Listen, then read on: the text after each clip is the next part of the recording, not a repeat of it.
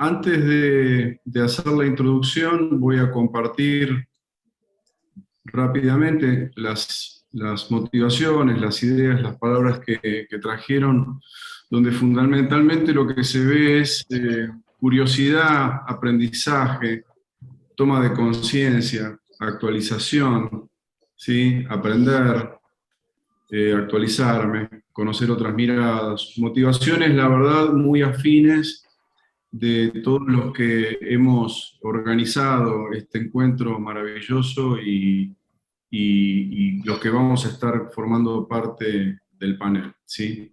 Así que les agradecemos mucho. Los que quieran seguir opinando nos dejan su opinión aquí, nos va a servir para saber qué es lo que está a nivel de estos representantes de nuestra sociedad, y nos va a permitir enfatizar algunas cuestiones durante el encuentro, pero nos une a todos la curiosidad, nos une a todos el aprendizaje, nos une a todos la necesidad de mantenernos conscientes y actualizados en ese sentido, ¿sí? Entonces, voy a hacer la introducción ya específica del encuentro. Mi nombre es Mariano Baruso, yo soy socio fundador de Acertis, y estoy feliz de que estemos finalmente encontrándonos aquí en este encuentro de 90 minutos que esperamos que sea riquísimo, ¿sí? Para introducir el tema, lo primero que se me ocurre decir es que en este instante miles de algoritmos están censando, escuchando, procesando y pensando qué nos van a ofrecer en función de lo que está ocurriendo, ¿sí?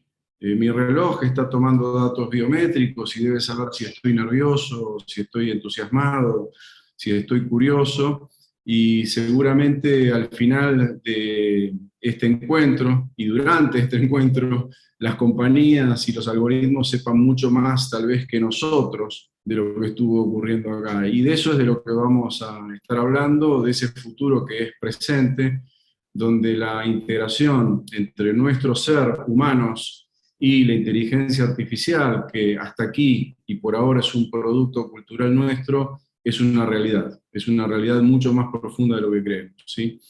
Yo como socio fundador de Acertis he dedicado toda mi vida justamente a acompañar a las organizaciones y a los grupos de conducción en procesos de evolución que están siempre muy atravesados por lo que pasa a nivel del mundo y a nivel de las sociedades, por lo cual lo que me permito sentir en este momento es que es un lujo poder estar conversando de este tema tan tempranamente, en cuanto a lo que está ocurriendo, porque va a traernos muchas oportunidades, muchas preguntas y muchos riesgos por delante, ¿sí? El origen de este encuentro justamente tiene que ver con esto, es decir, la inteligencia artificial está avanzando con la característica que tiene, que es con una velocidad exponencial y de manera muy descentralizada e invisible para el ciudadano común, digamos. Y lo que nos motivó a hacerlo es justamente iluminar este proceso, tomar conciencia de este proceso tempranamente para jugar un rol despierto, activo, consciente respecto de este fenómeno y no ser meros beneficiarios y tal vez futuros meros productos de esta inteligencia artificial. Nosotros trabajamos mucho, obviamente, en el ámbito de las empresas, y en el ámbito de las empresas es uno de los ámbitos donde se ve con más fuerza este fenómeno por los procesos de digitalización que se están llevando adelante y que la pandemia aceleró de manera obligada para seguir operando, para seguir teniendo relación con los clientes, con los proveedores, para que las fuerzas de trabajo puedan seguir haciéndolo.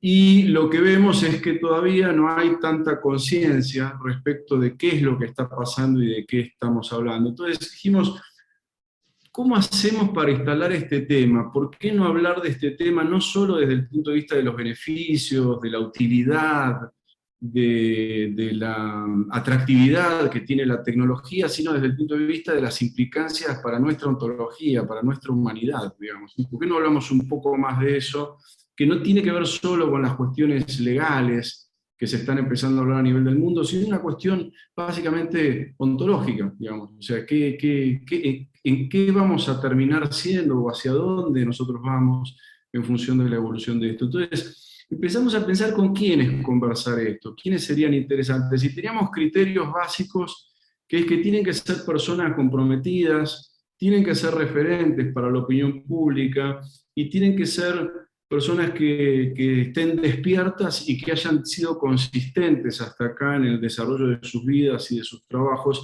Y ahí nos fueron apareciendo una serie de nombres que terminó siendo lo que es este panel hoy, del cual estoy feliz de integrar. Por un lado, los voy a contar por el orden de la presentación que van a hacer. Joaquín Fargas, como artista, tecnólogo, ingeniero, divulgador, muy reconocido a nivel internacional y súper creativo, picante en su forma de pensar, y nos va a traer una perspectiva tal vez contraintuitiva de somos tal vez más digitales de lo que creemos, ¿sí? Por otro lado, Cecilia Giordano, que es presidente y CEO de Mercer Argentina, Paraguay y Uruguay, una mujer tremendamente comprometida con el mundo de la empresa, una líder referente en el mundo empresario, con enorme experiencia también en la conducción de procesos tecnológicos y hoy al frente de una consultora global, acompañando procesos justamente de transformación y de evolución de grandes compañías, y nos va a traer la perspectiva de cómo se están posicionando los líderes frente a esta inexorable integración entre tecnología y ser humano, digamos, ¿sí? Juan María Segura, no dudé en llamarlo a Juan porque es una excelente persona, un profundo pensador y un comprometido y activo pensador respecto de los desafíos de la educación en nuestro país y ligado a lo que está pasando en el mundo, y a propuestas muy acertadas y muy consistentes de innovación en este campo. Entonces quisimos traer la perspectiva de la educación también, porque lo que está en juego acá es un profundo proceso de reaprendizaje, digamos, ¿sí? Y por último, mi querido maestro, en este caso, y amigo de la vida, Santiago Kovadlov, creo que es conocido para todos, pero fundamentalmente Santiago está aquí por una cuestión de su perspectiva filosófica, tan nítidamente integrada a la vida cotidiana, su aporte también desde la sensibilidad del arte, como poeta y como ensayista, y como activo ciudadano comprometido en la política y sobre todo en la política referida al desarrollo, a la preservación y a la expansión de la democracia republicana, digamos. O sea, lo que queremos es que Santiago nos cuente, como él nos va a contar, ¿quién es el hombre? ¿Quién es el hombre? Una hermosa pregunta que es sumamente pertinente y central para el tema que vamos a estar hablando. Es un Dream Panel, la verdad es un Dream Panel muy interesante. Cuando nos juntamos por primera vez para empezar a organizarnos, surgió las mismas motivaciones que ustedes expresaron. Queremos escuchar para aprender, lo cual fue tremendamente entusiasmante para todos nosotros, ¿sí? Y seguro sabemos que nos vamos a quedar con ganas. Nosotros sentimos que nos vamos a quedar con ganas porque hay mucho que queremos escuchar, hablar y decir, y van a estar hablando cada uno unos 10, 11 minutos sobre su tema, y seguramente esto, por lo que estamos conversando, va a tener otras derivaciones para no quedarnos con ganas y para seguir desplegando este tema que es sin duda una de las transformaciones más profundas de la humanidad, digamos, ¿sí? Voy a posicionar, antes de darle la palabra a Juan, voy a hacer un punto y aparte, y voy a posicionar 2 o 3 afirmaciones respecto a este tema. Lo que decía recién, cuando hablamos de inteligencia artificial, lo que estamos hablando es que estamos encaminados ya a la revolución más profunda e inédita que el ser humano afronta. El ser humano ha pasado muchas revoluciones culturales y tecnológicas, pero entendemos que esta nos va a transformar respecto de lo que somos definitivamente, y esta es la cuestión. No es un tema de aparatos electrónicos, no es un tema de software, no es un tema de algoritmos que nos hagan más simple la vida, sino estamos hablando de una confluencia tecnológica que nos va a cambiar en nuestro ser, ¿sí? Y por eso la importancia de esto. La idea es la idea de la singularidad, y acá tomamos un planteo de las 6 épocas de Ray Kurzweil. Justamente esto lo tomamos de su texto de La singularidad está cerca. Kurzweil es un activo, digamos, agente en el campo de la inteligencia informática que ha hecho grandes aportes y lo sigue haciendo, y nosotros nos encontramos en la época de la tecnología posterior al cerebro, donde la información está contenida en diseños basados en datos y software. La singularidad, que es la próxima época y que se avisora para finales de este siglo, es la fusión entre la tecnología y la inteligencia humana. Es cuando la tecnología pueda igualar y superar a cualquier ser humano promedio en su capacidad y hasta inclusive, según se dice, en sus funciones de conciencia, ¿sí? La época 6, según Kurzweil, y le creo a Kurzweil, más allá de que no sepamos bien el tiempo, es esa inteligencia artificial expandida, distribuyéndose y modificando el universo. Solo es cuestión, según dicen, de encontrar el truco, que aparentemente lo hay, para alcanzar la velocidad de la luz.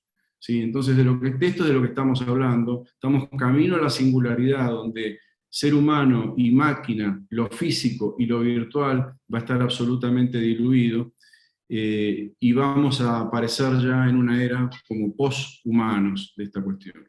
2 ejemplos de este futuro muy simples y muy profundos, digamos. O sea, nosotros tenemos una supercomputadora en donde está nuestra vida, nuestro trabajo, en nuestra mano, y es una extensión de nuestro cuerpo. Ya no es un teléfono lo que tenemos ahí, es una supercomputadora que nos conecta con el mundo y en el cual portamos nuestra vida y con el cual tomamos un montón de decisiones cotidianas decididas por nosotros o sugeridas por la inteligencia artificial. La nueva vacuna para el virus, que se desarrolló con ARN sintético, con inteligencia artificial y biotecnología, en ese sentido, se produjo 20 veces más rápido que las anteriores. Son 2 ejemplos de que el futuro está siendo, digamos, y que es deseable que estemos conscientes de esto y que no seamos meros usuarios, digamos, ¿sí? 2 cositas más para terminar y le cedo la palabra a Joaquín, que es 3 tecnologías exponenciales que van a ser disruptivas, que ya lo están siendo. Acuérdense de estas 3 siglas, GNR: genética, nanotecnología y robótica. Son las 3 tecnologías exponenciales que están cambiando y van a cambiar nuestra vida, y son las que nos van a llevar a esa singularidad, con una lógica justamente exponencial, no de crecimiento lineal. Una lógica de curvas muy aceleradas de crecimiento, que inclusive para el cerebro humano no son fáciles de procesar. La función exponencial no se le da fácil al cerebro humano, salvo a ciertas mentes que lo tienen ejercitado y que son privilegiadas. O sea que estamos hablando de una tecnología que piensa mucho más profundo, mucho más rápido y mucho más complejo que nosotros, ¿sí? Y por último, lo que decimos es, esto tiene enormes beneficios, están claros los beneficios que va a tener en términos de bienestar, de exponencialidad de conocimiento, de longevidad, de reparación de daños ambientales que hemos causado, de productividad, de interacción, como está haciendo esta cuestión, pero también sabemos que el ser humano tiene 2 caras, tiene Eros y tiene Tánatos. O sea, la tecnología potencia tanto nuestra naturaleza creativa como nuestras tendencias destructivas. O sea que lo que está en juego acá son enormes beneficios, pero también grandes riesgos que deben ser considerados. Y ese es el dilema, no es un dilema que podemos soslayar, porque estas tecnologías van a crecer exponencialmente, y la pregunta es si nuestras defensas frente a esos riesgos pueden crecer exponencialmente. Entonces, la pregunta es, ¿estamos frente a una disyuntiva o frente a una posibilidad de complementación? Y yo voy a pasar la posta para empezar a conversar sobre este tema, en este caso, a nuestro querido Joaquín Fargas. Joaquín, la palabra es tuya. Bueno, gracias, Mariano. Bueno, un placer compartir con ustedes y nada, explorar, ¿no? Acá todo se trata de preguntas. A veces tenemos algunas respuestas, pero en general esas respuestas nos llevan a un nuevo derrotero de preguntas. Entonces acá, bueno, yo voy a arrancar un poquito. Joaquín, se te escucha un poquito bajo. ¿Puede ser? Vamos a ajustar un poco el micrófono. ¿Cómo está ahí? Ahí está, ahí está. Perfecto. Gracias por el ajuste. Bueno, después de esta cuestión técnica, arrancamos un poco. Yo quiero pensar en el tema de lo que es este concepto, ¿no? Si somos seres digitales, ¿qué somos nosotros? Y voy a hablar un poquito de la historia de la tecnología de los últimos 2000 años en la ciencia y tecnología relacionadas con lo que es la transmisión de la vida. Cómo desde la época de la antigua Grecia, de alguna forma, pensaban cómo se transmitía la vida. Y todo eso, ese proceso de pensamiento llevó prácticamente 1500 años sin poder realmente definir exactamente de qué se trataba hasta que llegó la tecnología del microscopio que permitió develar la aparición de seres microscópicos y de cuestiones microscópicas como por ejemplo el espermatozoide en esos momentos, que develó cómo era un poco el misterio de la transmisión de la vida. Pero pasaron muchos años y recién hace casi 70 años que se descubre cómo es la forma, la estructura de la molécula del ADN, esa doble hélice que le valió el premio Nobel a Watson y Crick y que fue gracias a Rosalind Franklin, que había tomado unas fotografías con rayos X y permitieron ver ese formato de las células. Pero no fue hasta... Joaquín, Sí. disculpa que te interrumpa, tenés Sí. mucho roce en el micrófono, estás con mucho, se escucha más el Bueno, roce que sí, tú. me muevo mucho, perdón. No, solo para que lo sepas, hay mucho roce en el Bien, bien, micrófono. gracias. Voy a tratar de estar un poquito más tranquilo, así no tengo tanta movilidad, es algo que me ocurre normalmente. Bueno, el tema es que quedamos en ese momento en que aparece ese descubrimiento de esa doble hélice, pero recién hace prácticamente un mes y medio que se descubre o se puede decodificar lo que es el genoma humano en casi su totalidad. O sea, ¿qué significa haber descubierto eso que con tantas noticias que tenemos nosotros ahora todos los días relacionadas con temas de política, de guerra, de seguridad, etcétera, etcétera, prácticamente nos damos cuenta que ese futuro que imaginamos nosotros es ya un presente, como decía Mariano hace unos minutos. Entonces, ¿ese presente qué significa? Se ha decodificado todo el genoma humano. Significa que nosotros estamos constituidos, nuestra estructura, nuestro ADN, aquello que dice cómo somos, cómo debemos ser, cómo vamos a evolucionar, está constituido por una sucesión de 3.100 millones de pares. Es un código genético, todos sabemos, formado por unas sustancias químicas, que son la adenina, tiamina, guanina y citosina. Esas 4 sustancias son 4 letras que permiten armar nuestro código genético. O sea que ese código genético de 3.100 millones, esa secuencia ha sido develada y no hace más que confirmar que nosotros somos unos seres digitales que tenemos una estructura prácticamente similar a cualquier programa que nosotros podamos utilizar en una computadora o simplemente en una inteligencia artificial. La pregunta es, si somos así algo como Matrix, ¿estaremos en algún programa? ¿Habrá un ser superior que es el que de alguna forma nos programó, así como nosotros queremos programar a una inteligencia artificial, a un robot, queremos actuar en la misma forma? En realidad siempre estamos de alguna forma copiando la naturaleza consciente o inconscientemente. Eso nos lleva, por ejemplo, a pensar en el blockchain. Todos hablamos de las criptomonedas, del blockchain. ¿Qué es el blockchain? Es esa forma de descentralizar la información que no dependa de un organismo central y que de alguna forma, al tener esa información en cada lugar separado, nos permite una independencia y a su vez, al estar interconectada, todos saben qué es lo que ocurre y puede tener un objetivo común absolutamente confiable. ¿Y qué es nuestro cuerpo? Sino un blockchain, un human blockchain, un criptocuerpo, de alguna forma, donde la información está en cada una de las células. En el núcleo de la célula nosotros tenemos el ADN que dice cómo debemos reaccionar qué debemos ser y cómo vamos a evolucionar. De esa forma, cada célula está interconectada también y sabe lo que hace la otra. ¿Y en qué forma está interconectada? Esa es una pregunta, porque ¿es suficiente un sistema nervioso para decir cómo está toda esa conexión? ¿O realmente esa conexión se produce a un nivel que nosotros desconocemos, a lo que podríamos llamar un nivel cuántico? Y ahí es interesante también analizar cómo la naturaleza está relacionada, o sea, o qué es la naturaleza, es una pregunta que nos podemos hacer, ¿no? ¿Y qué es la tecnología? ¿Por qué un animal, digamos, de alguna forma tiene una cierta forma de tecnología biológica que le permite saber cómo construir un nido, cómo desarrollarse, con unas técnicas que a veces a nosotros nos sorprenden? ¿Y qué somos nosotros? ¿Qué es nuestra tecnología? ¿No será naturaleza también? Entonces está como muy imbrincado todo ese tema de la naturaleza y la tecnología, donde es prácticamente inseparable. Pero bueno, yendo un Joaquín, poco... Sí, Joaquín, otra ten el vez. micrófono en mano, recomiendo. Es una pena porque Perfecto. Bueno, ahí ahí está. está, Ahí está, ahí lo voy a es. tener a Ahí, mano, ahí. perfecto. Y bueno, el tema, digamos, ahora voy a entrar rápidamente en el tema de lo que es la inteligencia artificial y cómo ha ido evolucionando. En un momento determinado, empezó a desarrollarse todos estos programas, por ejemplo, para el ajedrez.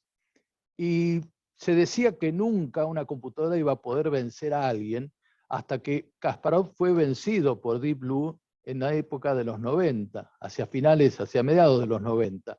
Eso nos permitió determinar que había toda una evolución prácticamente en lo que era la inteligencia artificial que iba. ¿Qué es lo que iba haciendo? Iba a mejorar el hombre, en realidad mejoraba la capacidad de procesamiento, la velocidad, pero nada más que eso.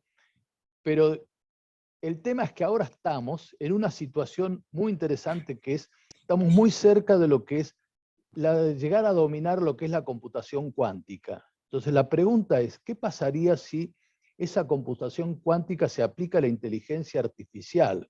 Esa computación cuántica que daría un salto justamente cuántico, una exponencialidad, digamos, que nos llevaría probablemente a que esa inteligencia artificial se convirtiera prácticamente en algo, en un nivel de conciencia superior que tal vez nos acercaría más a Dios, llegaríamos a esa singularidad de la cual hablaba Mariano hace un rato. ¿Y qué pasa con el metaverso también?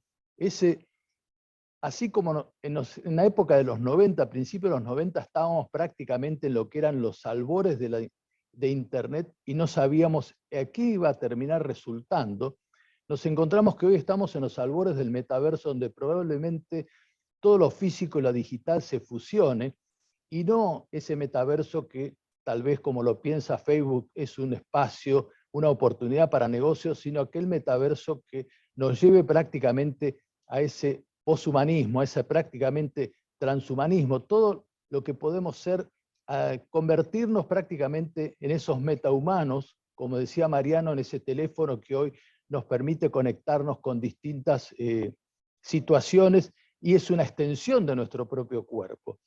Ahora yo le voy a mostrar un poco, como lo mío tiene que ver con el arte, voy a compartir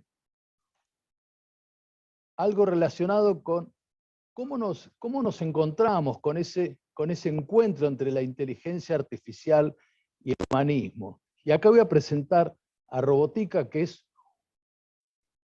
una nana robótica que de alguna forma nos enseña cómo cuidar, aprende cómo cuidar a bebés humanos, y hemos realizado una performance con bebés humanos acá directamente, donde Robotica aprende cómo puede, digamos, criar ese bebé, aprende, tiene reconocimiento facial, tiene todas las posibilidades que hay tecnológicas hoy como para poder hacerse cargo de ese bebé. Es un proceso que llevó 10 años, el primer blog de Robotica fue de octubre del 2009, y de alguna forma fue evolucionando y tuvo esa posibilidad de conectarse, pero sobre todo hacernos preguntas.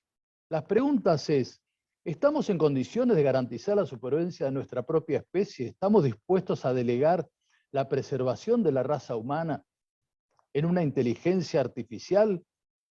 Cuando se presentó Robotica el 23 de agosto del 2019 en el Centro Cultural San Martín en Buenos Aires, mostramos imágenes de cómo Kim Jong-un decía que había logrado un cohete, un misil hipersónico para llegar a cualquier parte del mundo. Encontramos también estas imágenes del Amazonas en llamas. Después encontramos, cuando se hizo otra presentación, siguieron todas estas temáticas relacionadas con una posible guerra nuclear. Aparecieron los incendios en Australia, y ahí volvimos a hacer las preguntas, si estábamos en condiciones de garantizar la supervivencia de nuestra propia especie, y si estamos dispuestos a delegar a una inteligencia artificial nuestro futuro.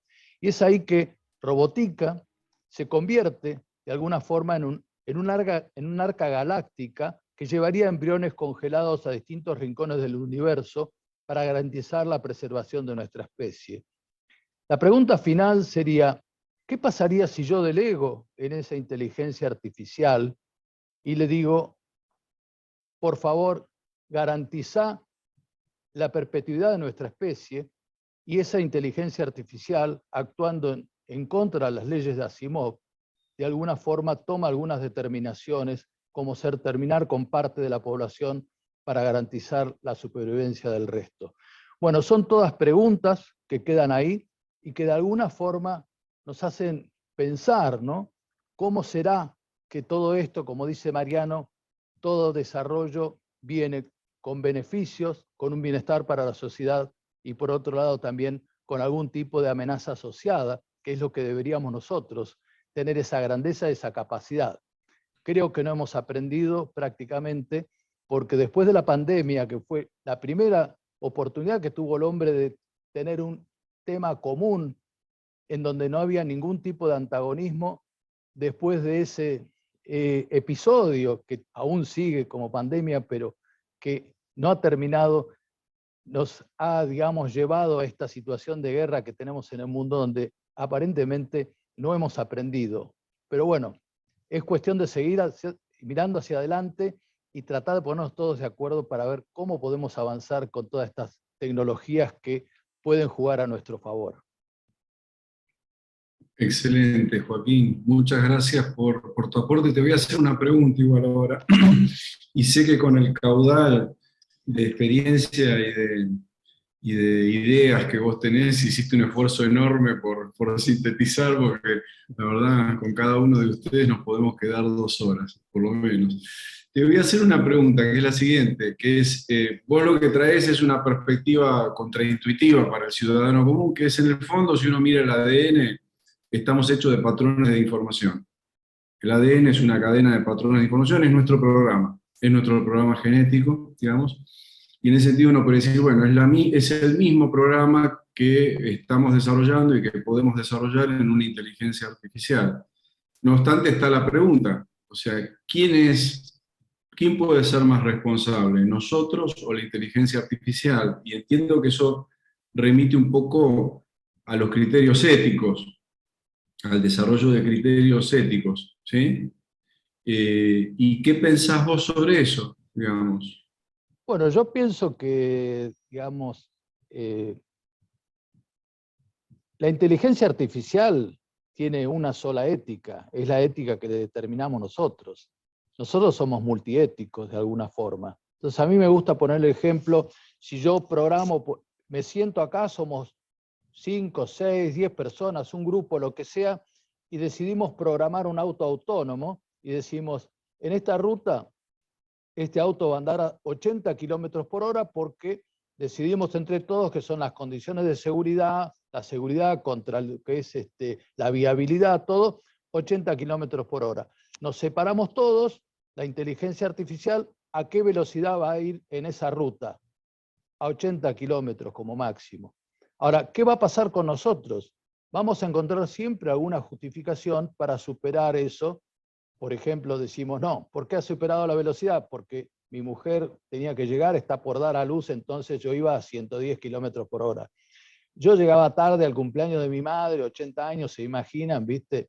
Que le hacen 3 kilómetros más. Siempre vamos a encontrar cómo acomodar un poco esa ética. En cambio, la inteligencia artificial podría, obviamente, si los que la programan tienen una expectativa de bienestar y son, digamos, si hay honestidad, va a tener ese criterio, esa inteligencia artificial. Y no va a cambiar ahí. Nosotros sí cambiamos. Bien, bien. Sí, los que la programan tienen. Ahí es la pregunta que queda abierta. Digamos, el ser humano también y su multiplicidad de éticas. Gracias, Joaquín. Excelente. Están levantando la mano. Hay preguntas sobre el libre albedrío. Les pedimos que guarden la mano esas inquietudes para el último tramo del encuentro donde vamos a responder preguntas. Pueden seguir dejando las preguntas en el chat y las vamos a ir registrando para responder luego. Mil gracias, Joaquín, un capo, la verdad. Y pasamos ahora a Cecilia Giordanos, presidente y CEO de Mercer, que nos va a hablar sobre el posicionamiento de los líderes frente a la inteligencia artificial y su avance. Buen día, Cecilia, gracias por estar. No, por favor, gracias a la invitación. Me encanta poder estar con ustedes compartiendo esta temática y aprendiendo sobre todo. Y lo que a mí me gustaría plantear o que pongamos de relieve la importancia de que los líderes seamos humanos, ¿no? Y parece como contraintuitivo esto que les estoy diciendo, de cómo el líder tiene que ser humano cuando somos seres humanos, ¿no? Pero creo que, y lo hemos escuchado hasta aquí ahora en lo que decía Mariano y Joaquín, el mundo ha evolucionado, hemos vivido varias revoluciones industriales, que en definitiva en cada revolución industrial el gran disparador de la revolución fue el cambio de la tecnología.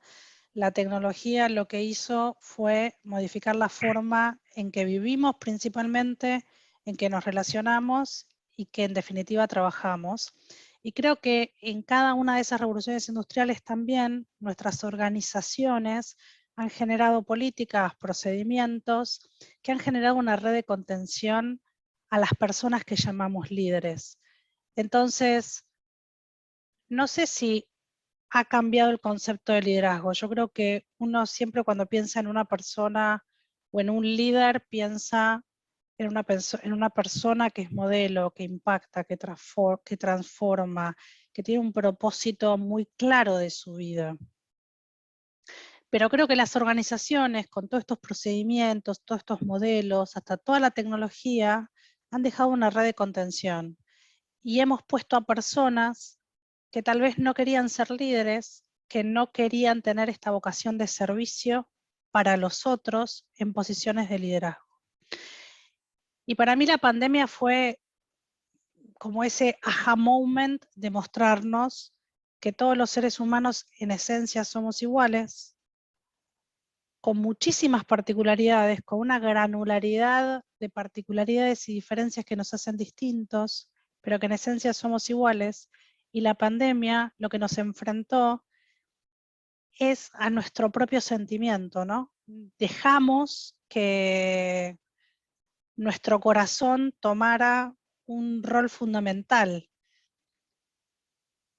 no solo en nuestras vidas, sino también en nuestras organizaciones. Entonces le dimos el espacio a la escucha y al entender que nuestros colaboradores estaban solos, deprimidos, pero no solo ellos, nosotros también. Y si nosotros éramos líderes, nos dimos cuenta que necesitábamos tener otras herramientas para poder gestionar. Y no era la tecnología. Sí, lo que nos dimos cuenta con la pandemia es que todas las organizaciones que no habían llevado un ritmo de transformación digital iban a desaparecer, no iban a sobrevivir. Pero lo que nos dimos cuenta que el gran habilitador eran las personas. Y que en esto de poner, y lo deben haber escuchado muchísimo, y digamos, yo lo he dicho muchísimo, ¿no? Que la pandemia lo que hizo fue poner a las personas en el centro. Creo que también nos hackeó el hecho de darnos cuenta que hasta aquí ahora hemos llegado, todos los que nos decimos líderes, por nuestro conocimiento técnico, ¿no? Hemos llegado a ocupar posiciones de liderazgo porque somos muy buenos en lo que hacemos, en lo que hemos estudiado, en lo que hemos desarrollado. pero el encontrarnos con una otra persona, el mirarlos a los ojos, el poder escucharlos, el poder conectar, el poder estar presente, demanda que desarrollemos y cultivemos otras habilidades que hasta aquí ahora en las organizaciones parecía que no eran importantes, porque lo importante era el procedimiento, la productividad, el generar mayores resultados, mayores ventas.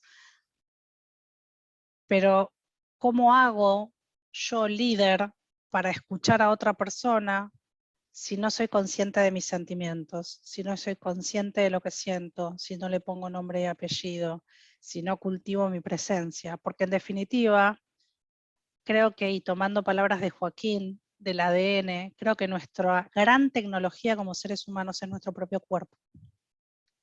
Nuestro cuerpo es lo que nos permite a nosotros habilitar la conexión con un otro. Y también hasta el diseñar e implementar tecnologías que en función de nuestros propios marcos mentales y éticos pueden estar producidas para el bien o para el mal, ¿no? Pero el cultivar nuestros sentimientos, el cultivar nuestro cuerpo, creo que se puso de manifiesto. Y hemos escuchado, las organizaciones no tenemos los líderes que necesitamos. Creo que es un gran momento para preguntarnos si queremos ser líderes, cada uno de nosotros que estemos ocupando posiciones de liderazgo, hacernos esa pregunta si queremos ser líderes. Y si la pregunta es si queremos ser líderes, saber que es una vocación de servicio, estar al servicio de los demás, ser los habilitadores para que las cosas pasen y ayudar para que las cosas pasen. Y para eso, Mariano habló en sus palabras de inicio de la palabra bienestar. Yo creo que hoy está muy de moda la palabra bienestar y hasta en algún punto muy bastardeada. Pero para mí el bienestar es como la situación base para poder bien lograr. Si una persona está en malestar, nunca va a poder bien lograr. Parece un juego de palabras, pero realmente el bienestar es la condición base para bien lograr. Entonces, ¿por qué se las traigo? Porque de nuevo, creo que está muy de moda y todos hablamos de bienestar, pero hoy ya el cuestionamiento no es la tecnología. La tecnología crece exponencialmente, como decía Joaquín, y realmente vamos a estar integrándonos en un mundo con robots, con automatizaciones, con máquinas que decidan por nosotros. Por supuesto, ahí tenemos que tener como mucha conciencia de nuestros sesgos, nuestros prejuicios, porque son los que en definitiva programamos en los algoritmos, ¿no? Pero las personas somos los grandes habilitadores, y acá lo que me gustaría como dejarles es que somos los habilitadores si estamos en un estadio de bienestar, si logramos alinear nuestra cabeza, nuestro corazón y nuestro cuerpo, que es muy fácil decir, pero que es extremadamente difícil, ¿no? Yo lo que me doy cuenta es que en definitiva, cuando uno da o hace bastante poco di un entrenamiento para mis líderes, ¿no? de comunicación efectiva. Y realmente lo que vimos cada uno de nosotros cada vez que tuvimos que estar delante de una cámara generando nuestro pitch, nuestro elevator pitch de 30 segundos, 1 minuto, 2 minutos, 3 minutos o lo que fuera, es que realmente el que no nos permitía conectar con lo que queríamos decir, con lo que queríamos inspirar, con lo que queríamos impactar, era nuestro cuerpo y eran nuestros sentimientos. Si teníamos miedo, si estábamos estresados, no sabíamos qué hacer con nuestras manos, no sabíamos cómo inspirar, no sabíamos cómo mirar a la cámara. Con lo cual, desde la cabeza sabíamos lo que queríamos decir, estaba claro lo que queríamos decir, pero lo que no nos permitía conectar con un otro, llegar, impactar, era no darnos cuenta de lo que sentíamos, ponerle nombre y apellido, hacernos cargo y a pesar de lo que sintiéramos, poder responder y no reaccionar a las situaciones y cultivar nuestra presencia. Para mí cultivar el cuerpo, más allá de lo estético, ¿no? y de lo flaco, de lo gordo, yo no voy a poder en este momento conectar con ustedes si no estoy presente. Y el estar presente es dejar las notificaciones de lado, es haberme preparado para estar con ustedes, es el haber dicho qué quiero conectar, qué les quiero decir. Tal vez lo que les estoy diciendo no les gusta, no les cierra, lo desafían, perfecto. Pero yo me preparo para estar con ustedes. Entonces, para mí, el gran dilema que tenemos hoy con la integración de la inteligencia artificial, que en realidad somos nosotros los que estamos evolucionando y utilizando las tecnologías, como lo hemos hecho en todas las revoluciones industriales, para cambiar la forma en que vivimos, que nos conectamos y que trabajamos. En definitiva, somos nosotros que tenemos que estar en bienestar para bien lograr. No sé si, no me quiero responder la pregunta que le hiciste a Joaquín, pero creo que si estamos en un estadio de bien lograr, de bienestar, vamos a poder bien lograr lo que hagamos con la tecnología para, en definitiva, mejorar la vida de las personas. Así que, para mí, la gran, si quieren, pregunta que les dejo o llamado es: no peleemos con la tecnología, porque la tecnología en el aquí y ahora siempre fue el gran habilitador de los cambios de la humanidad. Sí, lo que les diría es, cada vez que nos sintamos incómodos con algo, no huyan, no salgan corriendo como Forrest Gump. Cuando estamos incómodos, mantengámonos presentes y entendamos qué significa esa incomodidad, si es un sesgo, si es algo que tenemos que aprender. Pero si estamos incómodos, creo que es un buen momento. Y si estamos alineados, cabeza, corazón y cuerpo, en un estadio de bienestar, vamos a poder bien lograr y aprender para que la tecnología tenga un impacto positivo en nuestras vidas. Excelente, Ceci. Muchas gracias. Muchas gracias. Te voy a hacer una pregunta cortita y de colega a colega. Aparte estamos solos en esta charla, como si estamos solos, no nos escucha nadie. Que es la siguiente. Vos lo venías diciendo, las compañías habían empezado a redescubrir que son humanas, que es una organización humana. Vino la pandemia en ese redescubrimiento que es posterior al inicio de este siglo, y el imperativo, digamos, de efectividad, de eficacia, de competitividad, de productividad se exacerbó junto con el uso de la tecnología que se exacerbó necesaria y masivamente. Y la pregunta que te hago acá es, realmente como si estuviéramos solos. Yo tengo un punto de vista que no lo voy a decir, pero quiero escuchar el tuyo, que es, ¿los líderes se están dando tiempo para ese bienestar? ¿O están también como seres humanos en posiciones de liderazgo más bien atravesados por la presión, el productivismo, los imperativos de eficacia, que hace que caigan en una cárcel de oro en la cual no hay espacio ni tiempo para recuperar ese eje del que vos decís? Yo creo que todos estamos inmersos en este mundo que es volátil, complejo, incierto, ambiguo, no en la locura, en llegar a los resultados en el corto plazo, no en el largo plazo. Sí, lo que creo es que las personas que realmente tienen esta conversación con ellas mismas y se responden la pregunta si quieren ser líderes y se hacen responsables de lo que significan, van a ser capaces de, bueno, balancear el corto y el largo, de darse cuenta que tienen que invertir en las personas y conectar con las personas para que después la organización logre sus resultados, sea productiva. Pero creo que, por eso lo decía al principio y tenía tantas ideas que no sé si fui clara, yo creo que Sí. a lo largo de todas las revoluciones industriales, que la tecnología permitió la mayor eficacia de las organizaciones, hemos puesto en posiciones de liderazgo a personas que no querían ser líderes. Entonces, esas personas que no querían ser líderes se veían inmersas en toda la corrida que nos llevaba a las organizaciones y tenían también la red de contención de los procesos, Correcto. procedimientos, políticas. Entonces, bueno, si yo no daba la charla de feedback, no pasa nada, porque tengo el procedimiento, tengo el sistema, bueno, hago el check. No, el líder no hace el check, el líder te busca. El líder no tiene 15 minutos en tu agenda para hablar con vos. El líder está presente, te mira a los ojos y seguramente no tiene todas las respuestas, pero te escucha. Entonces, sí me parece que sí. las personas que realmente contestan esa pregunta y son líderes, bueno, no se van a ver inmersas en la corrida de digamos, de esta volatilidad, urgencia, caos e incertidumbre que estamos viviendo. El humanismo en el liderazgo es un imperativo mayor que nunca en este momento del siglo, y lo que entiendo que vos nos traes es, nos sacamos nosotros hacia ese humanismo, nos recuperamos nosotros en ese humanismo, no nos va a recuperar el algoritmo.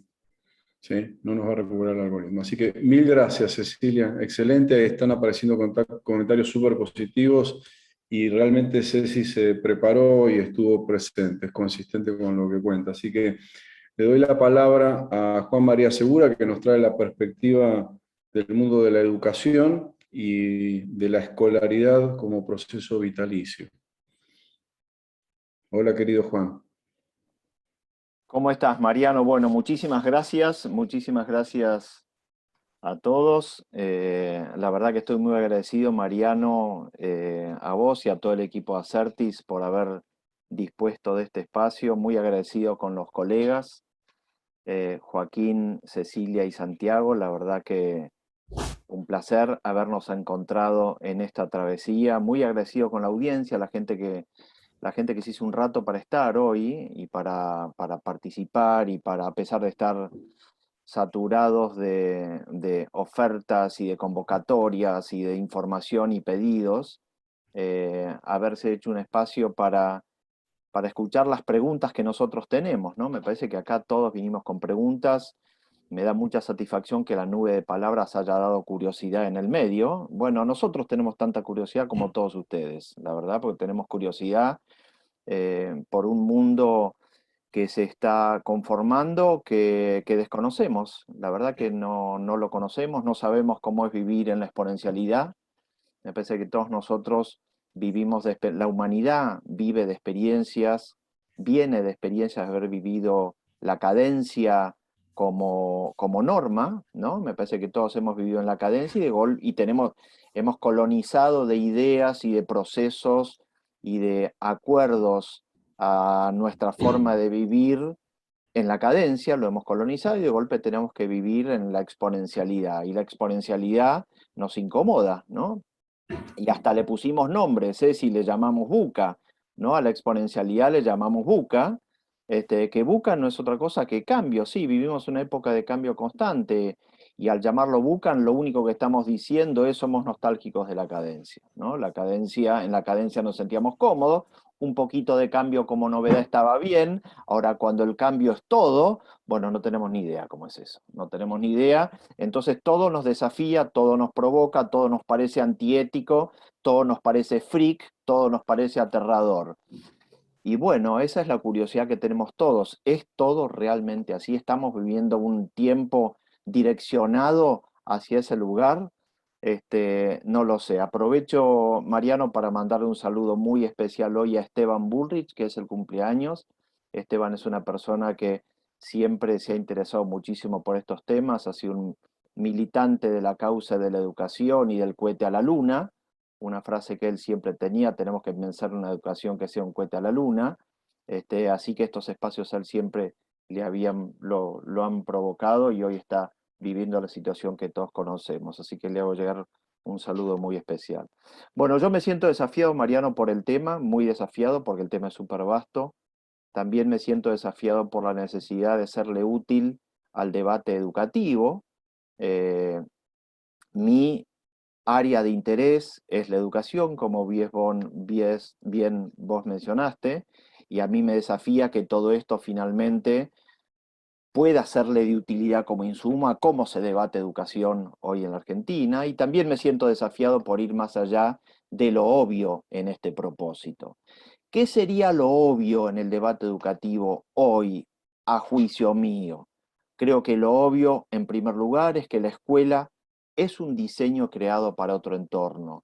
La escuela que nosotros hoy utilizamos en la Argentina como materialización de la intención de un Estado a través de una política, esa escuela es una idea que nace para el entorno de fines del siglo XIX. La ley 1420 que se dicta en el año 1884 y que establece en la Argentina educación obligatoria, laica y gratuita para toda la escuela primaria del territorio de la Argentina, esa escuela, en ese entorno, es la misma escuela de la que se habla en la ley 26.206 dictada en el año 2006.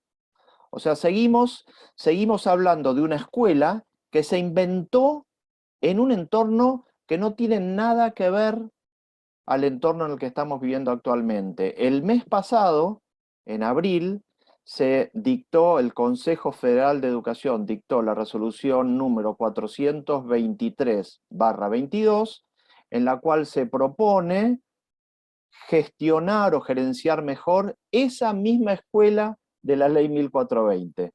Una escuela que tiene esos rasgos y esos diseños y que estamos de acuerdo prácticamente todos, por lo menos yo lo puedo sostener con mucha confianza, estamos de acuerdo que esa escuela fue creada para otro entorno cultural, tecnológico, político y de problemáticas.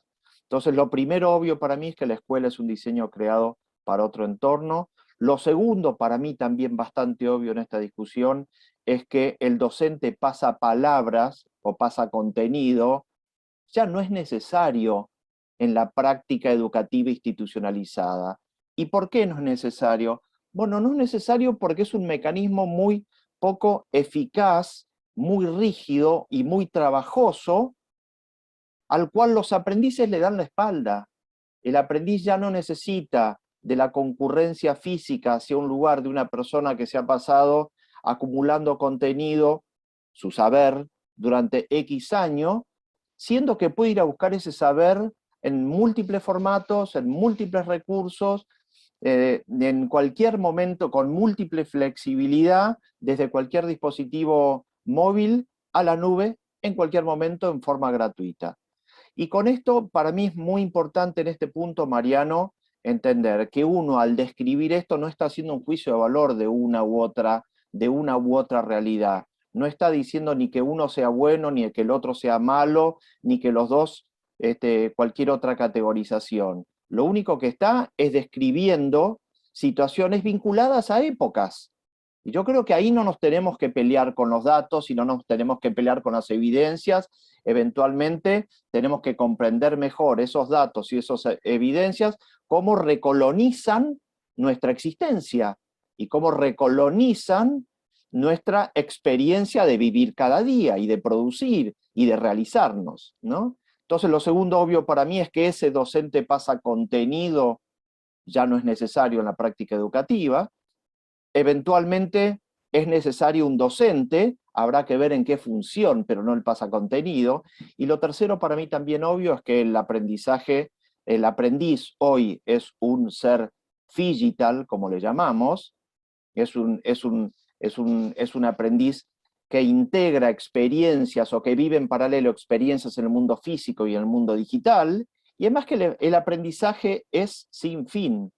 Hoy, en este mundo exponencial que mencionábamos antes, el aprendizaje es tal vez nuestra única esperanza, dado que somos seres con capacidad de aprendizaje, es que nos esperanza vivir en un mundo en permanente transformación, si no sería una situación sumamente angustiante.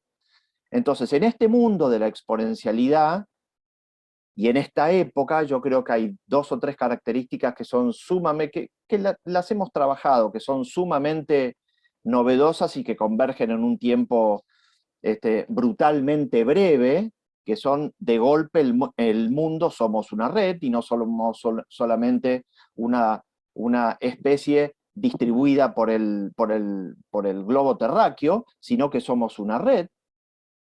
De golpe somos una red. Nunca habíamos sido una red. Sí habíamos tenido características comunes entre todos esos habitantes esparcidos por el globo, pero nunca habíamos sido una red. Y eso ocurre gracias a Internet. Internet se crea en el año 93, en el año 2000 había 356 millones de internautas, actualmente hay 5.000 millones de personas que acceden diariamente a Internet. 5.000 millones de personas, anoten el número. En promedio las personas, esas 5.000, se pasan 7 horas por día conectadas a Internet. En Argentina ese número da 10 horas por día. Eso es lo que somos hoy. ¿Es bueno, es malo? No lo sé, es nuevo. Sí les puedo decir que es nuevo, que nos pasamos 5.000 millones de personas 7 horas por día conectados a una red que antes no existía, es nuevo, muy nuevo para nosotros. Eso es la época.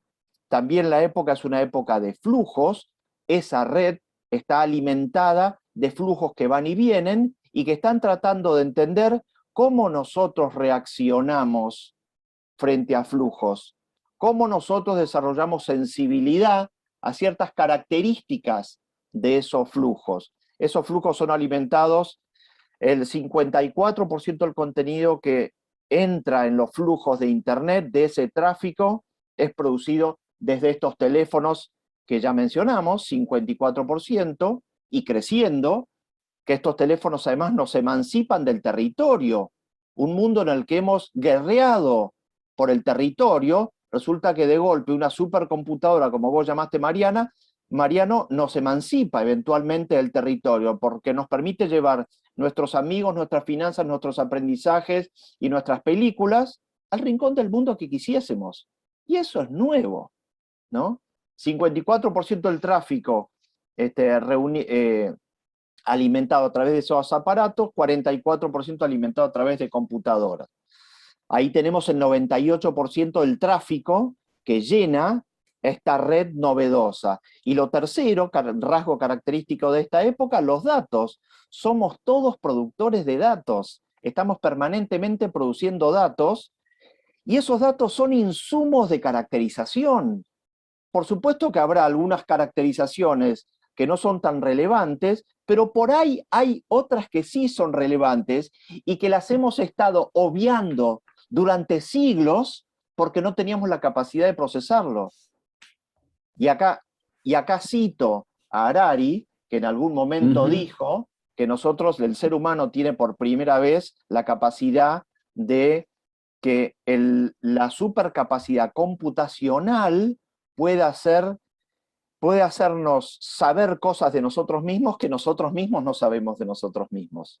Entonces, acá es donde interviene la inteligencia artificial, acá es donde interviene la ciencia de los datos, acá es donde se cruzan la capacidad de aprender y de aprender para comprender y la capacidad de la inteligencia artificial para asistirnos. Joaquín mencionaba el tema del desafío contra el supercampeón de ajedrez.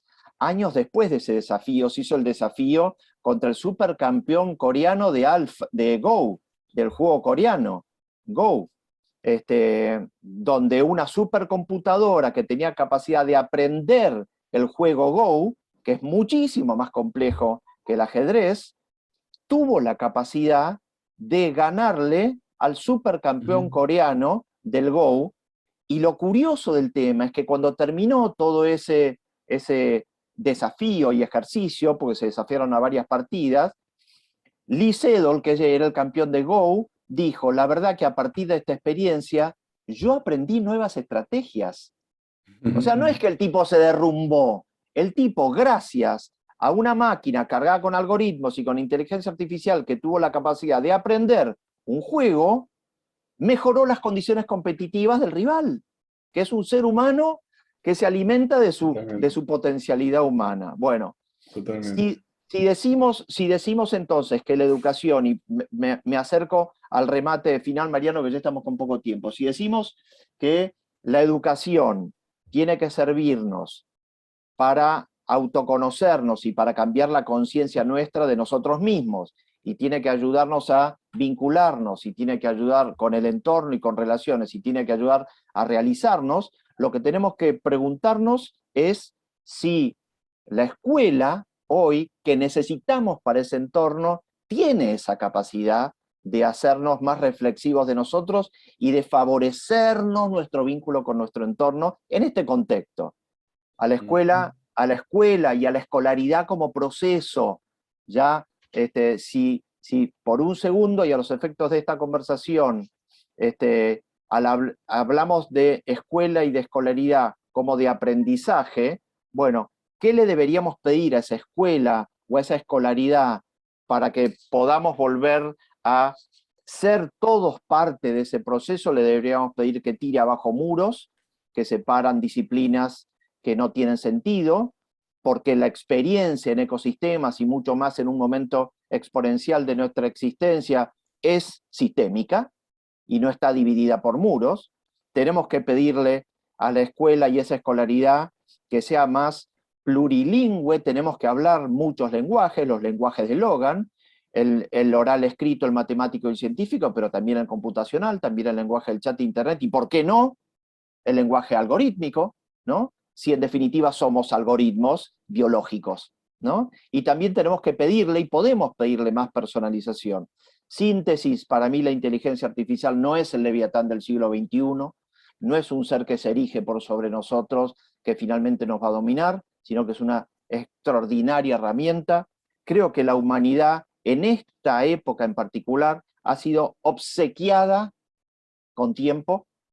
Me parece que la época nos regala tiempo. Vos mencionaste, Mariano, que la vacuna para el COVID se desarrolló en 20 veces más rápido de los tiempos en los que se desarrollaban las vacunas antes. Ahí tenés una unidad de medida del tiempo en los que hemos sido regalados.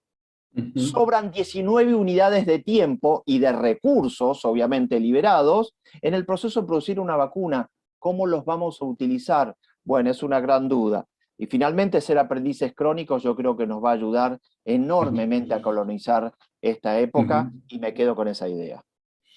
Excelente, qué puchas. Tienen 3 horas más todos y nos quedamos escuchando estos maravillosos personajes y deliciosas personas.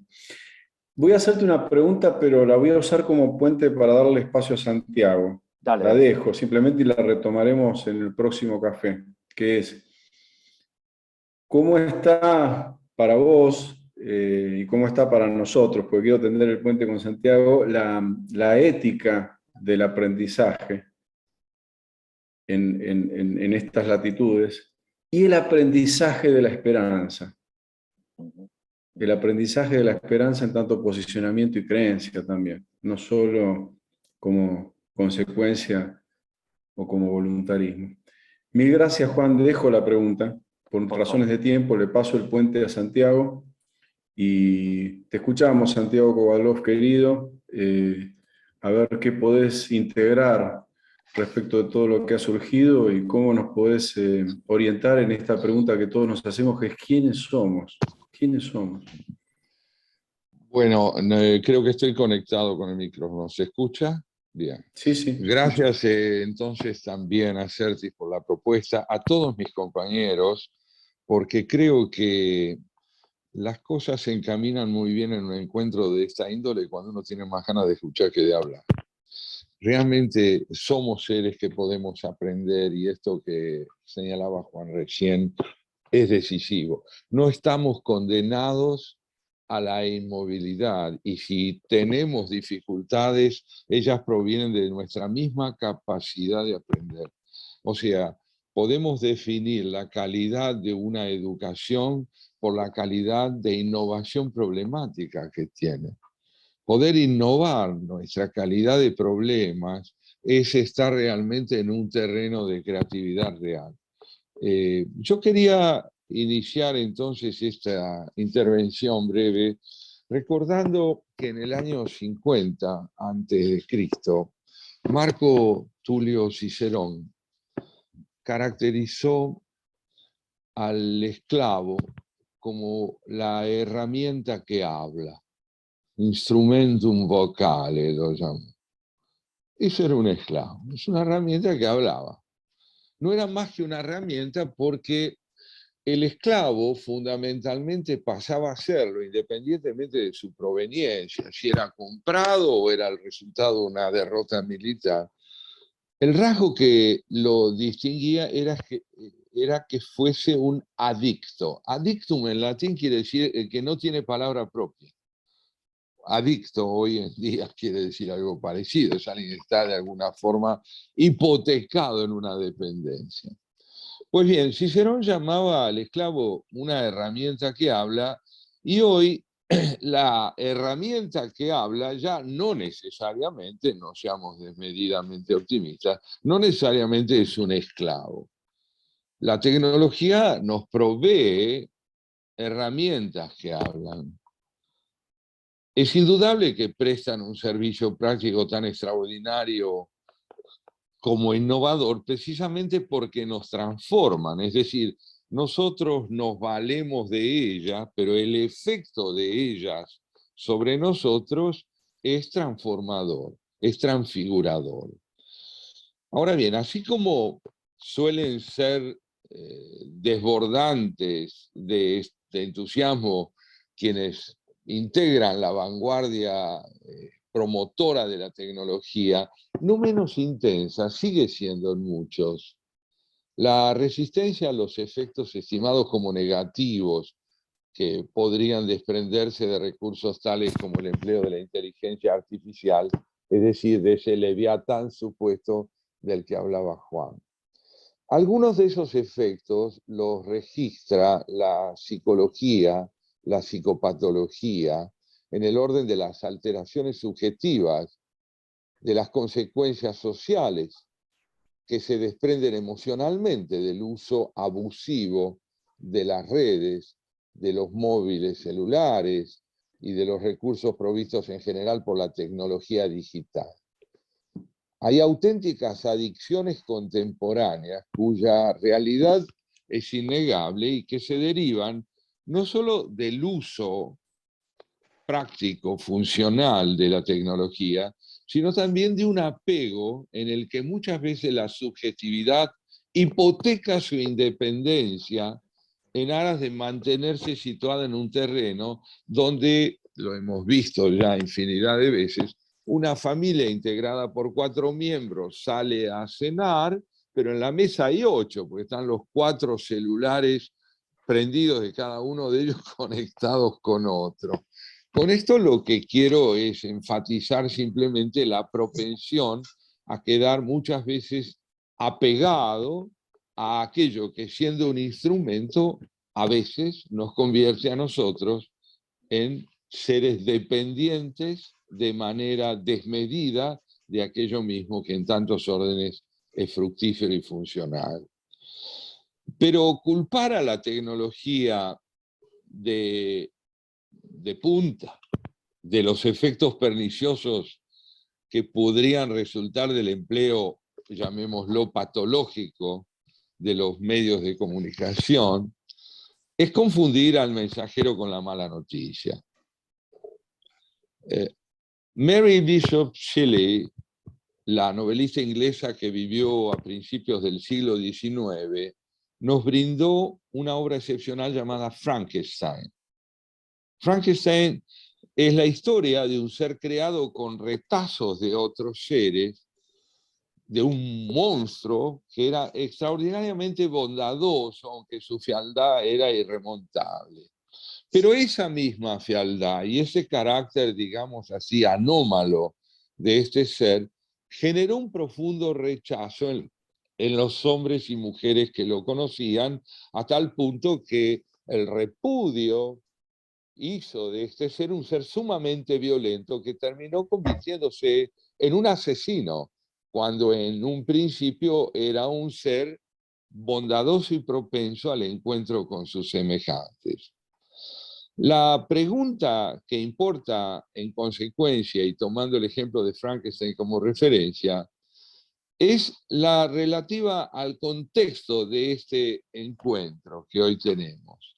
La inteligencia artificial y el humanismo plantean una disyuntiva, es decir, una pugna donde solo uno de los elementos puede subsistir, o hay una complementación. A lo largo de lo que hemos oído hasta aquí, es evidente que el imperativo de la complementación es el gran desafío y la gran posibilidad. Es frente a esto que yo me pregunto, ¿quién es el hombre?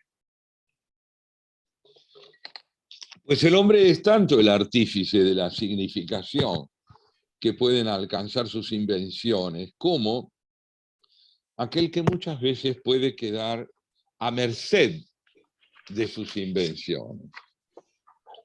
Preguntamos quién es el hombre, no qué es el hombre. Pues no nos situamos ante él como si fuera el objeto de un análisis, sino ante él como sujeto moralmente responsable de sus actos. Le preguntamos quién es él y la respuesta presenta en su caso, y siempre, un carácter bicéfalo o doble. Y esto lo señaló muy bien Mariano en su introducción.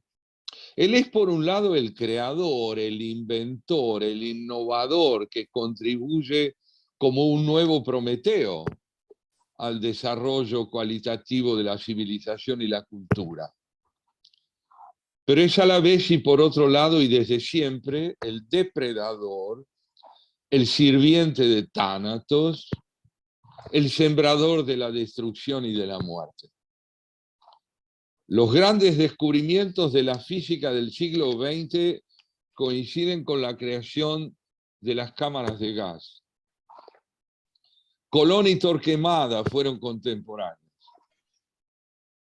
Los derechos universales del hombre y del ciudadano terminaron en la guillotina, incluso con quienes los promulgaron. El hombre, al progresar, también genera barbarie. La barbarie no es solo ni ante todo lo que se opone a la cultura como algo externo a ella, sino también algo intrínseco a ella. La cultura es civilización y barbarie. ¿Qué beneficios o qué perjuicios pueden derivarse de la creación y el desarrollo de la inteligencia artificial? Es algo, por lo tanto, que dependerá por entero de lo que su creador sea y aspire a ser en cada momento. El mundo en el que hoy vivimos presenta rasgos problemáticos que un pasado todavía reciente desconoció tanto como la tecnología de punta que hoy está a nuestro servicio y en medio de la cual nos movemos. El calentamiento global es el más apremiante de esos desafíos, pues compromete la supervivencia de la especie, o más aún, la inscripción, o más aún que la inscripción de los conflictos bélicos en el marco de una guerra atómica. Los trastornos derivados de la pandemia que acabamos de atravesar planetariamente y cuyas nuevas configuraciones desconocemos, exigen, como bien se lo ha señalado aquí, replantear los contenidos hasta ahora atribuidos al fenómeno de la globalización y del significado del prójimo.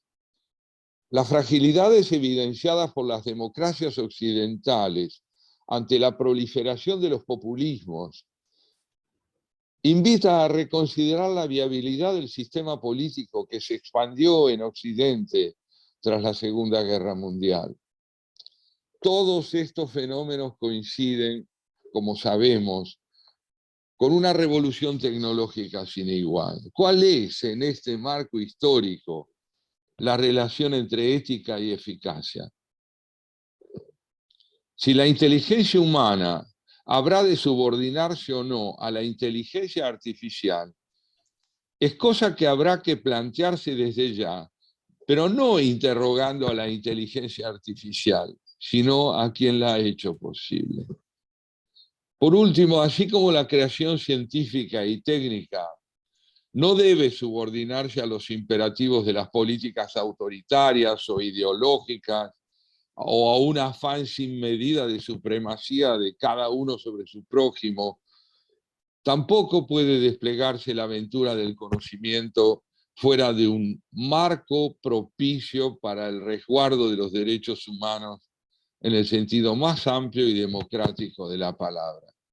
Ley, ciencia y política no son sinónimos, pero deben ser valores complementarios, y si aspiramos a que la barbarie no prospere mediante la expropiación del saber, debemos volver a preguntarnos quién es el hombre.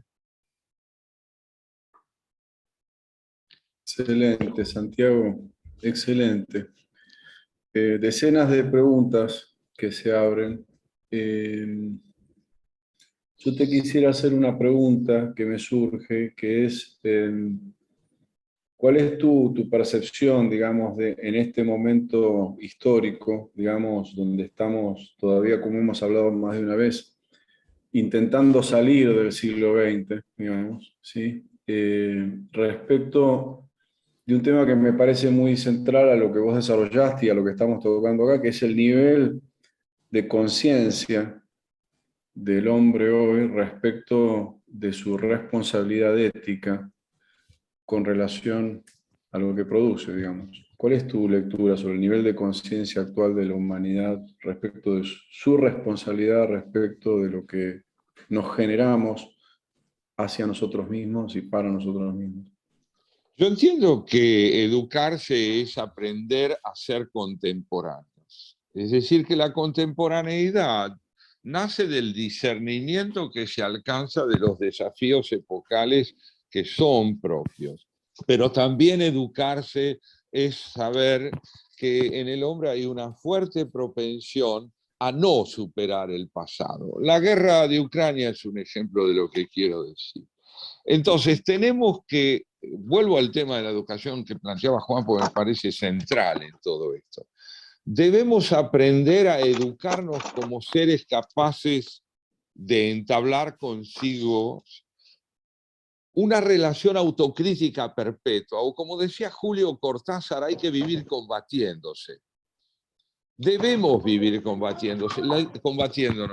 La educación, estimo yo, tiene que ser un proceso de desvelo permanente por entablar con el saber disponible una relación que permita interrogar la consistencia del conocimiento a la luz de la posibilidad de caer en el dogma, en el autoritarismo, en la costumbre fundamentalmente. Muy importante el tema de la docencia.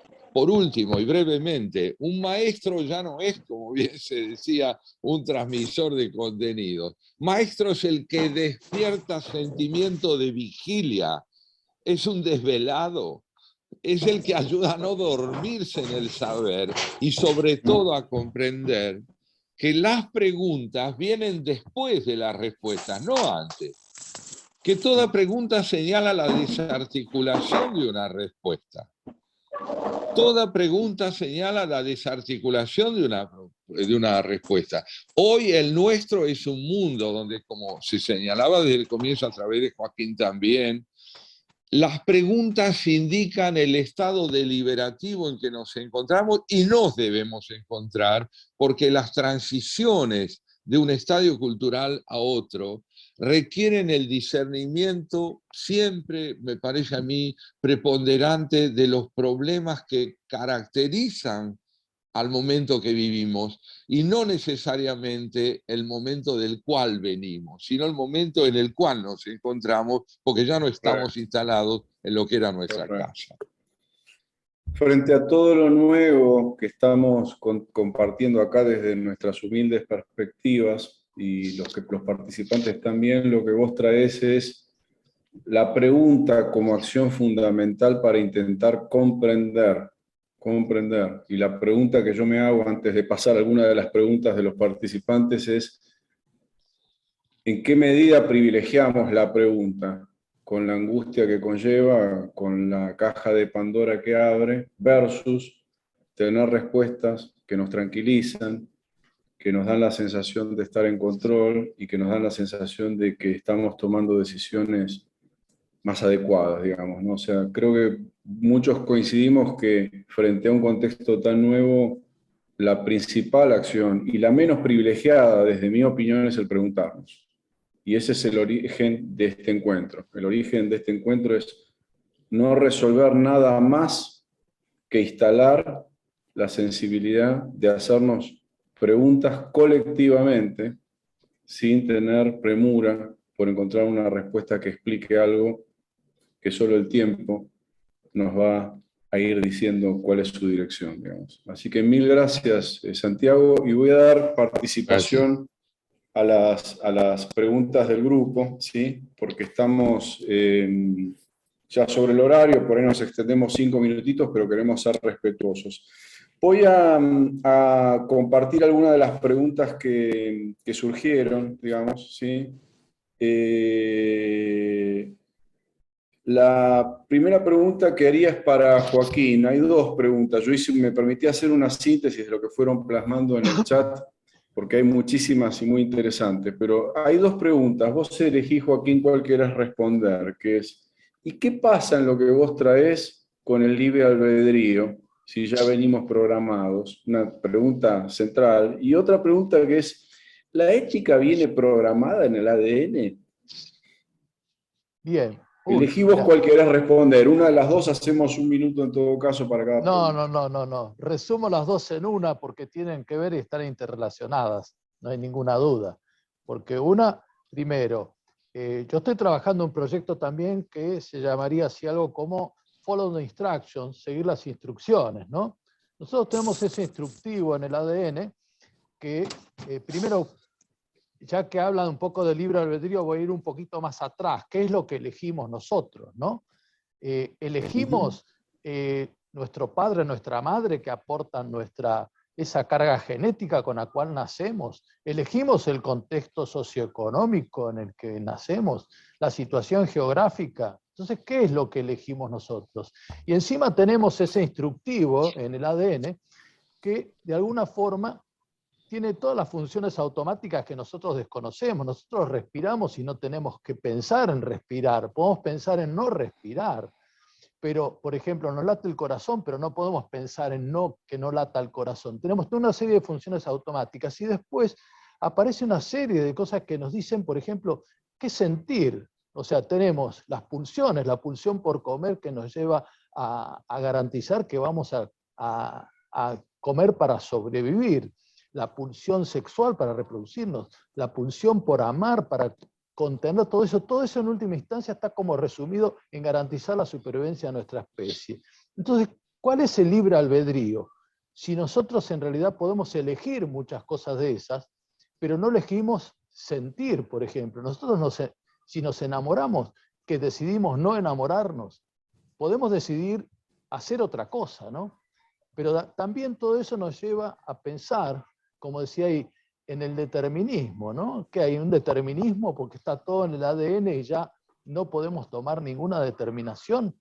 Yo creo que ninguna de las dos preguntas pueden ser respondidas, pero sí, digamos, puede estar esa inquietud de pensar, ¿no? ¿Qué es lo que nosotros decidimos? ¿Cuál es nuestro libre albedrío si nosotros no podemos elegir lo que sentimos? O sea, lo que sentimos es una indecisión. Es muy cortito el espacio que nos queda para discernir o para, digamos, para decidir, perdón, ¿no? Tal cual, tal cual. De hecho, se abre la pregunta de cómo concebimos el libre albedrío, y eso habría que conversarlo. Obvio. ¿Con qué nivel y con qué grados de libertad y qué elementos tomamos ahí? Bueno, mil gracias, Joaquín, impecable, impecable.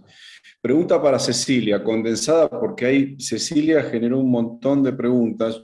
La condensé en lo siguiente: ¿cuál es tu visión realista de los líderes hoy? No de lo que deben ser, sino de cómo los estás viendo, vos que tenés interacción con tantos líderes, respecto de algunos capítulos: su ética humanista versus productivista, el cuidado de ellos mismos y la atención de ellos mismos por parte de ellos mismos y de las organizaciones como personas, ¿sí? Y la búsqueda del bienestar en tanto ideal, no en tanto absoluto, digamos. O sea, ¿cómo los estás viendo a los líderes en estos temas que vos trajiste a la mesa? Qué desafío el poder sintetizar. Siento que tenemos en nuestras organizaciones muchas personas que ocupan posiciones de liderazgo, pero que no lo quieren hacer. Así que, por un lado, veo que lo que decimos que no tenemos los líderes que necesitamos se da porque las personas que están ocupando esos lugares o no están preparados para hacerlo o simplemente no lo quieren hacer. Yo soy una convencida que las personas que realmente tienen esa vocación de servicio para ser líderes, tienen la capacidad de autorregularse y estar en bienestar para poder estar al servicio de otros. Pero los que no, sufren muchísimo, porque ellos también están, o sea, todos estamos en el medio de, me gustó que alguien le dijo a Juan, ya no estamos más en el mundo buca, sino estamos en un mundo Bani. Este mundo que vivimos es totalmente caótico, y es caótico para todos por igual, por eso dije que en esencia todos somos, para mí, iguales, con muchísimas particularidades, pero en esencia somos iguales, con lo cual me parece que hoy tenemos personas que llegaron a ocupar roles de liderazgo por su conocimiento técnico, que no quieren ser líderes. Por eso la invitación que les hacía es: hagámonos la pregunta, ¿queremos ser líderes? Como queremos ser doctores, como hagámonos la pregunta. Y si la respuesta es sí, yo creo que esa persona es capaz de autorregularse, llegar a estar en un estadio de bienestar, generar su presencia y poder estar al servicio de los otros. Los que no, le están pasando pésimo. Coincido muchísimo, Es la pregunta en el fondo por el ser, en este caso ligado al propósito de brindar determinado servicio, un servicio no menor que es liderar en un mundo tremendamente difícil. Tenés que tener ganas, tiene que tener sentido para vos, si no mejor dedicate a otra cosa en términos de especialidad, digamos. O sea, liderar hoy es hacerse cargo de un nivel de demanda, de incertidumbre, de necesidad muy grande, que si no lo tenés en tu ser laboral, se te hace muy cuesta arriba, ¿sí? Es una vocación. Sí, clarísimo, Cecilia. Juan, ¿cómo afronta este desafío un país como Argentina, con 50% de pobres y con problemas básicos de socialización, nutrición, lectocomprensión, que como vos señalabas el otro día, hasta el ciclo básico de la UBA tuvo que poner un curso de nivelación en lectoescritura para que los alumnos universitarios puedan intentar recomenzar? ¿Cómo hace un país como Argentina? Bueno, yo te diría, Mariano, que en principio no es una precondición para poder tener un buen sistema educativo que vos tengas que tener una población con un determinado nivel educativo previo y con precondiciones socioeconómicas. Digo, los sistemas educativos han funcionado en los mundos porque la sociedad los ha abrazado como una política y una práctica acordada de la sociedad para que esa sociedad progrese. Y me parece que lo que te genera condiciones en general muchas veces es mucho más la existencia o la ausencia de esa cultura que determinado nivel de pobreza o de inequidad en la sociedad. Pensá que los sistemas educativos en el mundo en los últimos 200 años, términos históricos, me salgo un poquitito a Argentina y cuando miramos en términos históricos, los sistemas educativos en el mundo permitieron que el analfabetismo en los últimos 200 años, el porcentaje de analfabetos en el mundo baje del 88 al 15%. Entonces los sistemas se instituyeron en países y en comunidades donde el 88% de la gente a la que se iba a educar era analfabeta. Y progresaron y florecieron en esos lugares. Y que era, precisamente por... Claro, y ¿cuál era la variable determinante? La cultura de esos lugares y la forma en la que adhería esa sociedad a esa práctica. Nuestra Argentina, en algún momento, adhirió, pero con mucha creencia en el sistema educativo, y por eso de ese sistema y de esa cultura emergió la frase "mi hijo el doctor". Mi hijo el doctor es lo que surge de síntesis de entender que la escuela transforma, genera movilidad, genera oportunidades, no discrimina, integra y hace tiene un enorme virtuosismo que la sociedad reconoce, alimenta, alienta y protege. La escuela de ese momento representaba una arquitectura de autoridad dentro de la escuela que la sociedad respetaba y cuidaba, ¿no? Bueno, hoy el emergente de este sistema escolar no es que el chico pobre va y come y no puede aprender nada. El emergente es que hoy uno dice de la escuela, aprobé o me bocharon. Entonces la escuela ya es un sistema en donde uno no tiene ninguna responsabilidad, en donde uno le va bien, si a uno le va bien es por mérito propio y si le va mal es por culpa de otros. Y me parece que ese hoy es un rasgo cultural de la Argentina que hace muy difícil pensar en una educación virtuosa. Entonces yo indagaría un poco más por ahí, si pudiésemos resolver ese problema, si pudiésemos, yo en este momento estoy con una encuesta en LinkedIn en donde digo, ¿qué haces vos si viene un hijo tuyo y te trae una mala calificación? ¿Cómo reaccionás? Y el 70% me está respondiendo que se sienta con el hijo y reflexiona, lo cual no es cierto, en Argentina no pasa eso. Entonces tenemos los problemas que Santiago muy bien mencionaba, que es que tenemos que luchar contra nuestros propios demonios. No podemos decir una cosa, manifestarla, y después la evidencia cotidiana de la práctica nos demuestra otra cosa. Nos demuestra que no nos sentamos nunca. ¿Por qué? Porque no le damos importancia. ¿Por qué? Porque no creemos en que hoy la escuela sea un habilitador de progreso, así que no le dedicamos tiempo y ni le creemos trascendencia.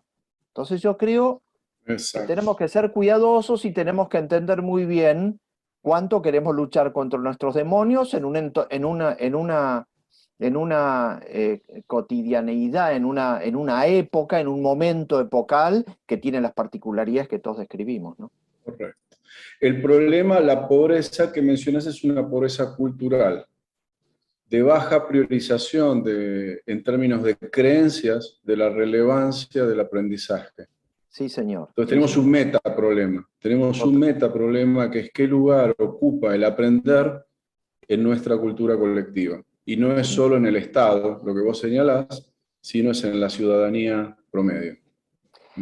A ver, el Estado, nuestro Estado y nuestros políticos son un radar muy, muy, muy fino, muy, muy bien sintonizado de qué es lo que le interesa a nuestra sociedad. Y me parece que la política es el espejo de lo que somos como colectivo.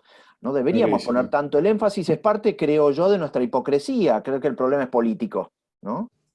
Correcto. Clarísimo, Juan. Mil gracias, un placer. Y una última pregunta para Santiago. Hay varias, pero voy a tomar una. Alguien dice aquí, Guille, dice, ¿podríamos interpelarnos hasta qué punto la inteligencia artificial es nuestra esclava, en el sentido de si puede terminar siendo inclusive hasta mejor persona, entre comillas, líder, o con una mejor ética que el hombre? Alguna de las preguntas que también deja abierta Joaquín cuando trae robótica, digamos, ¿sí? ¿Qué podrías decir? Yo sería cauto con la idea de que podríamos arribar a un estadio artificial o humano de perfeccionamiento tal en que la dimensión de lo conflictivo se apague o se reduzca. Yo creo que nosotros formamos o somos parte de una especie que no va a encontrar la redención. Es mejor concebir el progreso como la posibilidad de renovar nuestro repertorio de problemas. Entonces, si podemos contar con máquinas que nos ayuden, incluso que contribuyan enormemente a nuestro perfeccionamiento, sepamos a la vez que la incertidumbre nos acompañará mientras la finitud sea nuestro destino. Totalmente. Sabía que ibas a ir por ahí. No obstante, yo expreso mi inquietud, porque leyendo a los teóricos y productores de este campo, las afirmaciones parten de superar nuestra limitación. Son muy contundentes en la búsqueda. Claro. Sí, en ese sentido, reconozco que cuando afronto estas lecturas tengo que atravesar ciertas incomodidades estomacales fuertes frente a esos objetivos de superar nuestra incompletud. Me surge la pregunta ¿para qué? Me aparece Huxley con El Mundo Feliz. Hay que verla, habrá que estar atentos. Disyuntiva o complementación. Creo que lo que queda claro de la mano de estas personas maravillosas y estas mentes brillantes y estos ciudadanos comprometidos es que no hay disyuntiva o no debería haberla, por lo menos respecto del ejercicio consciente de nuestra responsabilidad ética y política por seguir siendo humanos y por buscar ser mejores personas y mejores comunidades para un mundo complejo que nosotros mismos creamos, digamos. Creo que ahí no hay disyuntiva.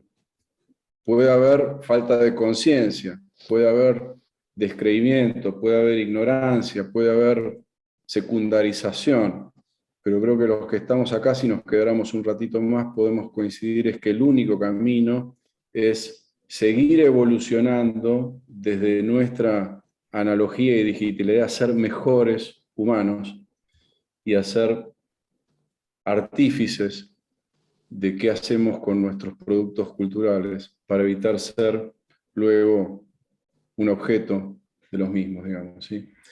Mil gracias a todos. Quiero hacer algunas palabras de cierre. Quiero agradecer de corazón y de mente a este grupo de panelistas que ha puesto tanto de sí. Quiero agradecer en nombre de Acertis a todos los que se acercaron a este evento que tenía este objetivo de abrir, de inquietar, de llevarnos más preguntas de las que trajimos. Es un momento para comprender y la comprensión es preguntarse. Así que mil gracias a todos los que participaron. Ahora les vamos a hacer una preguntita de cierre a los que queden. Gracias especiales a todo el equipo de Acertis, que de múltiples maneras ayudó a la organización y a la difusión del evento. Gracias especialísimas a Ignacio Bottari, responsable de administración y de operaciones de Acertis, que tuvo un rol muy preponderante en este evento, junto con Lucila y Juan Pablo de Identidades Digitales, que nos han ayudado un montón, inclusive nos ayudaron a acercar al maravilloso Joaquín como parte de este panel, y a la gente de Partner Press, que también estuvo colaborando en la difusión del evento. ¿Sí? Un momento feliz, lo prolongaré un rato más y esperamos, les contamos que va a haber algunas derivaciones en los próximos meses sobre esto para también darle continuidad, porque este tema en términos epocales recién empieza. Tenemos que hablar más de ética, de cultura y de humanidad y no tanto de dispositivos y de beneficios de corto plazo de la tecnología. Ese es el viaje. Entonces, quiero compartir una encuesta final para los que estén, es el mismo código de votación, lo voy a proyectar. Me gustaría que nos cuenten qué se llevan del encuentro, porque nos sirve para evaluar si hemos cumplido en alguna medida el cometido. ¿Sí? Voy a proyectar las instrucciones de votación. Ahí tienen el número, es el mismo número que usaron al inicio, es el mismo número. ¿Sí? O el código QR. Pueden tomar cualquiera de las dos, van a menti.com e introducen el código, los que no lo usaron antes, o toman con su cámara el código QR, lo voy a dejar proyectado, y les pedimos una frase que nos diga qué se llevan de este encuentro. ¿Sí? Yo no podría ponerlo en una frase, la verdad. Tendría que ser una bolsita de frases de todo lo que me llevo.